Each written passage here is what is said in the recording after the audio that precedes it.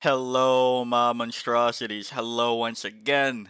Today I bring to you a Hiveguard video.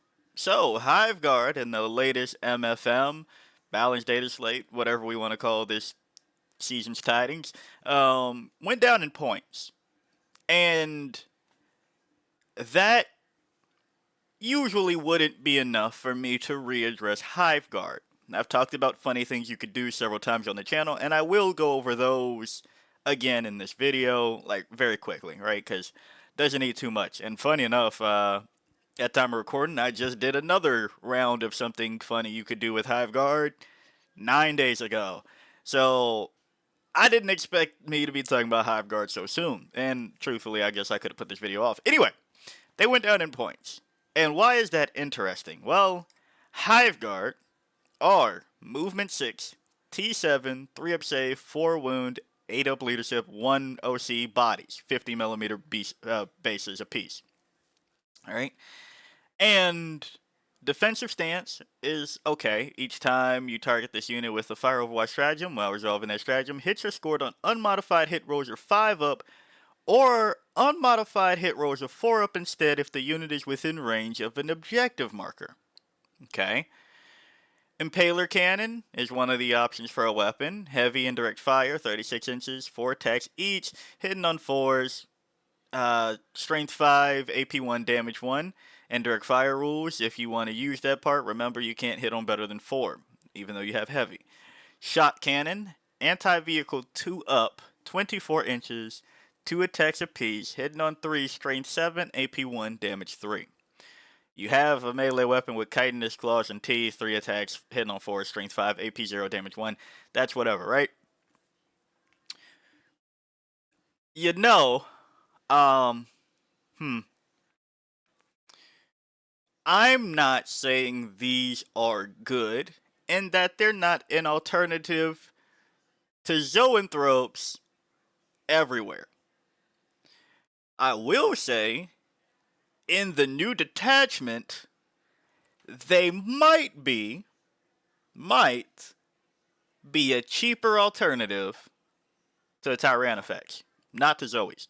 I think Zoes offer too much, but the Tyranids Rupture Cannon, yeah, finally you can just reroll the hits, and that way you don't have to spend a command point for that inevitable 1 or 2 that you roll. And then on the wound roll, the same thing. Now you at least free up that command reroll for the wound roll. But the thing with Subterranean Assault, there's several things here. To just really quickly touch on it, because I promise I'm going to try not to. The reason I haven't made a video on this specifically yet is because there's a lot of people not reading and sloppy play. So some things are better, some things are worse, and I'm waiting for everybody to actually read and things. But at a baseline, Subterranean Assault has each time a Tyranids model from your army makes an attack, reroll a hit roll of 1. Nothing else is needed. That's already fine. And I'm saving, you know what? I'm saving everything, so just still be looking out for the Subterranean Assault video. I'm not going to say any more else on that. But you get reroll hit rolls of 1 regardless, no matter what. I see why they did it too. That means your indirect fire, something that I've talked about, the funny part of Hiveguard before this new price point, means that you now have 4 attacks each, so 24 attacks, strength 5, AP 1, damage 1, rerolling. That's cool. You put it next to a Hive Tyrant. You have lethals, rerolling hit rolls of 1. That's cute. Now, you take that a step further. If you set them up and then you use Infilating Emergence, yeah, they can have Sustained Hit 1, ignores cover, so the AP1 sticks. And again, if you set up next to a Hive Tyrant, Sustained Hit 1, lethal hits, ignores cover, rerolling hit rolls of 1. Yeah, that's fine. But that's not quite why I say you might be able to replace a Tyranids in Subterranean Assault. So, the thing about the Shot Cannon and the Zoes is 24 inches of range.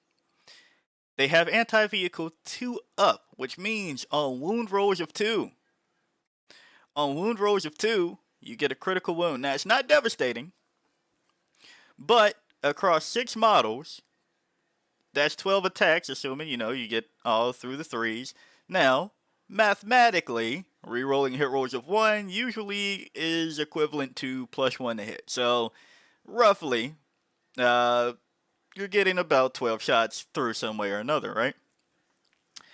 Now, AP1 isn't great, but if you can get 12 shots onto a vehicle and convert that with AntiVehicle 2 up with damage 3, that means they better hope that they make more saves. They can't really mess around with failing of any of them, because with 12 attacks, damage 3, they're looking at possibly 36 damage if I, can do math.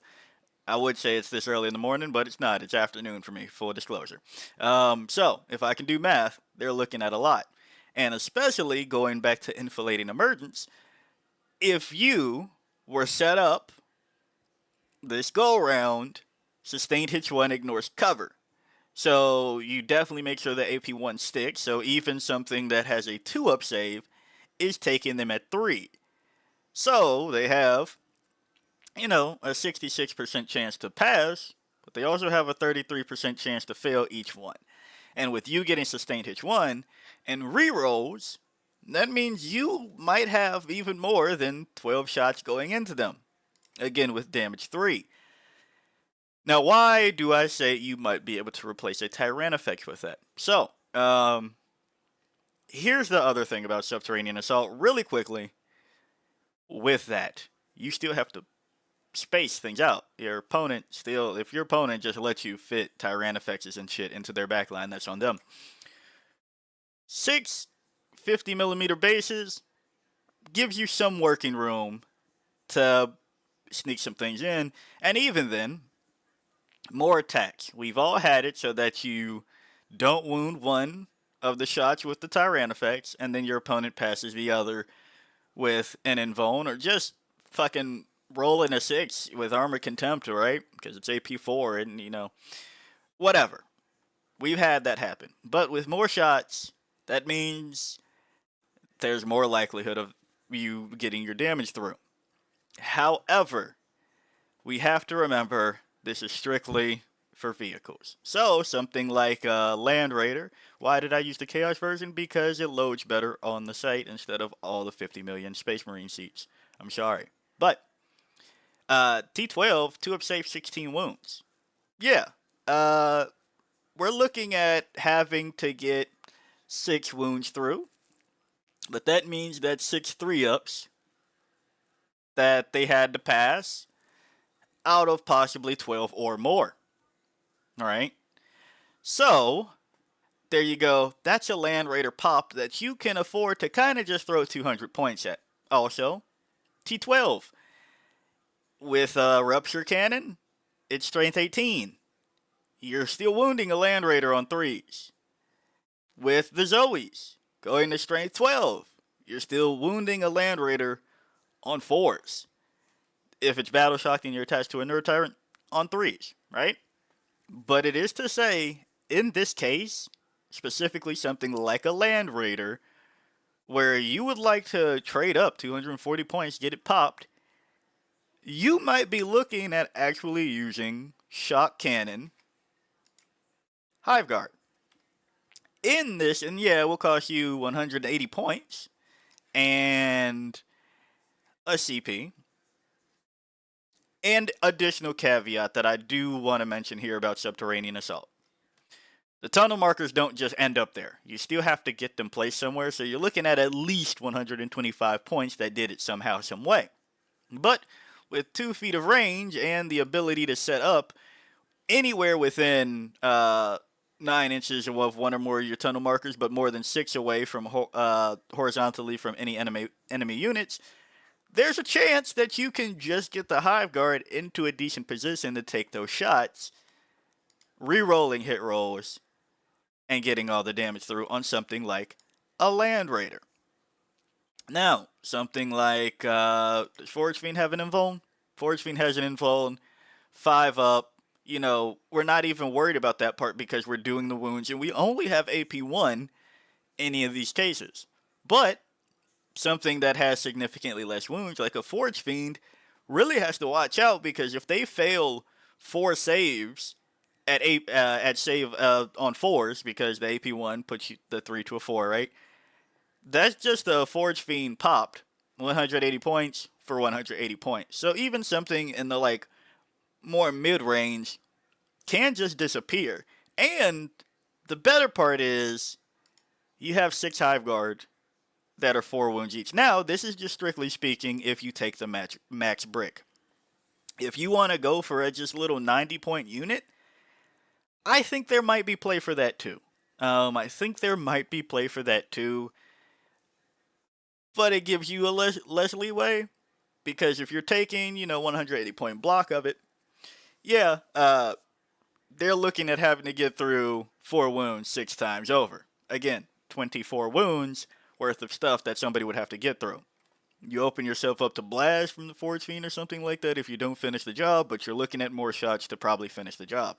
So something like that, I think we can get the point. Hell, let's even look at a Khorne Lord of Skulls.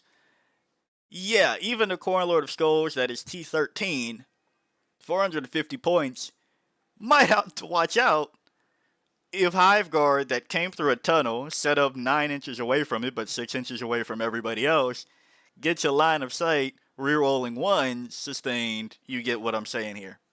Ignore cover on something like that because it's a vehicle. However, here's the flip side. Remember when I said you really have to make sure that it's a vehicle? So do you want to spend 180 points on that? It's up to you. But you're wounding on 2s with the shot cannon. That's a big differential.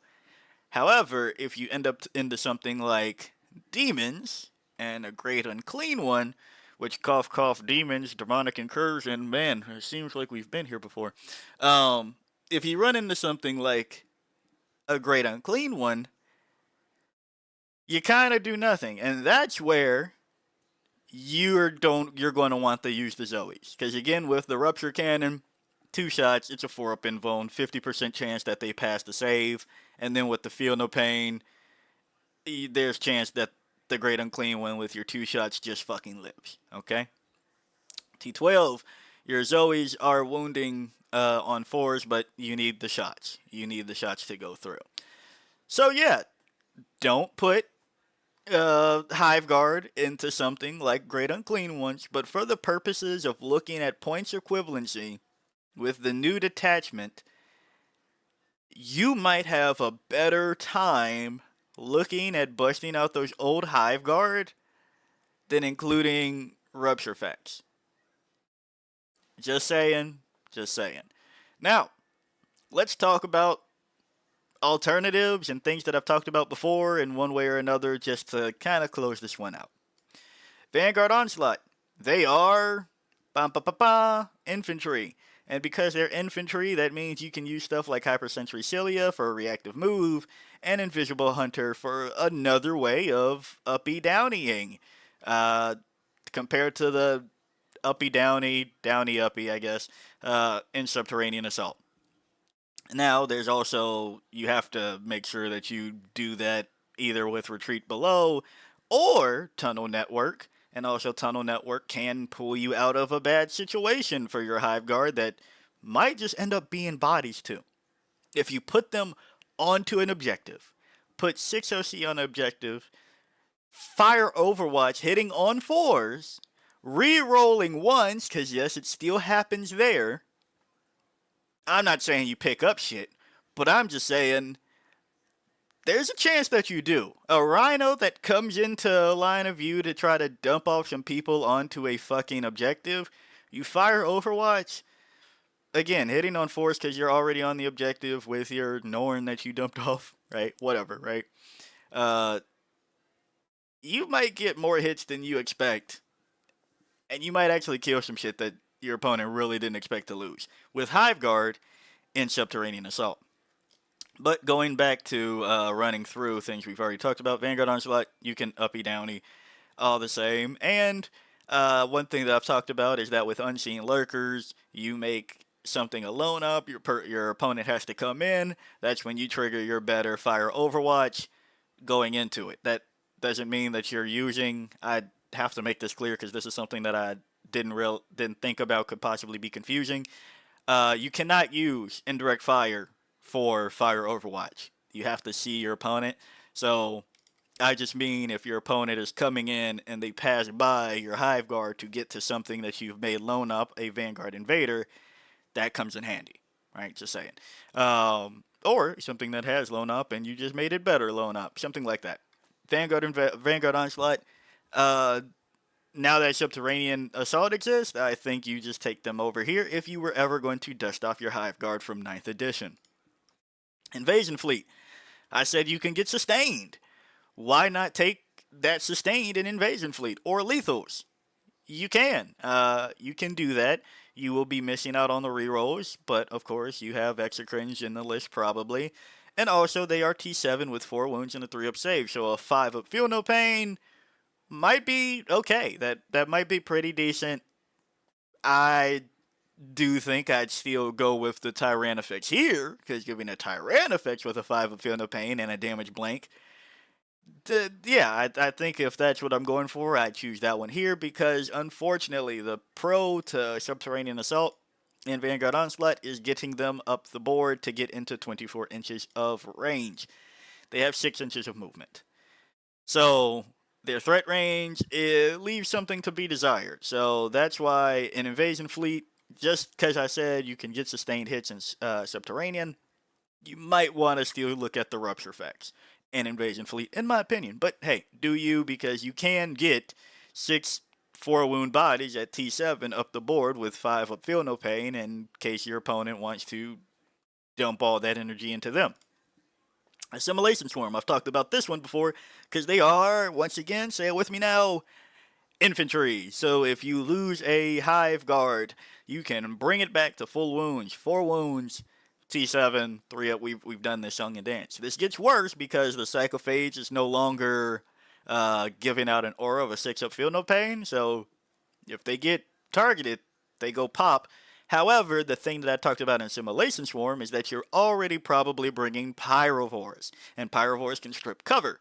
And if a Harvester dies, you can use Broodguard Impulse so that target that killed it is +1 to wound against it.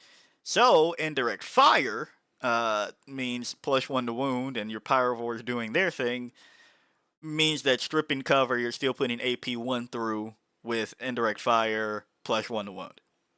You don't really need the +1 to wound with the shot cannon. That's where I've talked about it in Assimilation Swarm, and that's probably the end of the applications for what I've talked about so far. Warrior Bioform Onslaught, I have mentioned that as well because same thing, you're bringing ranged warriors that have access to a stratagem to strip the benefit of cover, so same thing with the indirect fire situation. And Spontaneous Hypercorrosion, you can bump up the indirect fire strength to strength 7, which comes in handy. And you have access to reroll wound rolls of 1 with Synaptic Amplification. All of these things you can do in Warrior Bioform Onslaught, and funny enough, that's kind of where I was starting to lean towards in the video 9 days ago. Well, I guess 10 days ago for you when you see this. Unless you're a member of Monstrosity who will be seeing this early, so 9 days for them. For you all, thanks for being a member. But yeah, Warrior Bioform Onslaught, if you're playing that, I guess there's still the application there too. Synaptic Nexus, I've talked about, again, reroll hit rolls of 1, indirect fire. You can kind of see where we're going with this. If there's been a point to reroll something or make it better, indirect fire has been the preferred option for me of the guns for Hiveguard of a funny thing you can do. However, now with Subterranean Assault, the shot cannon Hiveguard don't look too bad. Just for popping shit like Land Raider, or sorry, left off on Corn Lord of Skulls, forgot about that. Corn Lord of Skulls, that your opponent really did think was going to lose to 180 points. So, changes a bit. How do I feel about them? I definitely might consider ringing them out again. I'll tell you that much. Shot cannons, gotta see about that one. Gotta see about that one. I like the Tyranids model, but if it saves me 20 points and lets me fit in something, like honestly, there's a couple of times I've been trying to write lists for Subterranean Assault and I'm missing out on 20 points for tremor sensors, because Trigon Prime is my go-to. I'm sorry, that's coming in first. Yes, I know that's irrational compared to a redeploy, but I want my Trigon Prime back, so I'm taking my Trigon Prime back.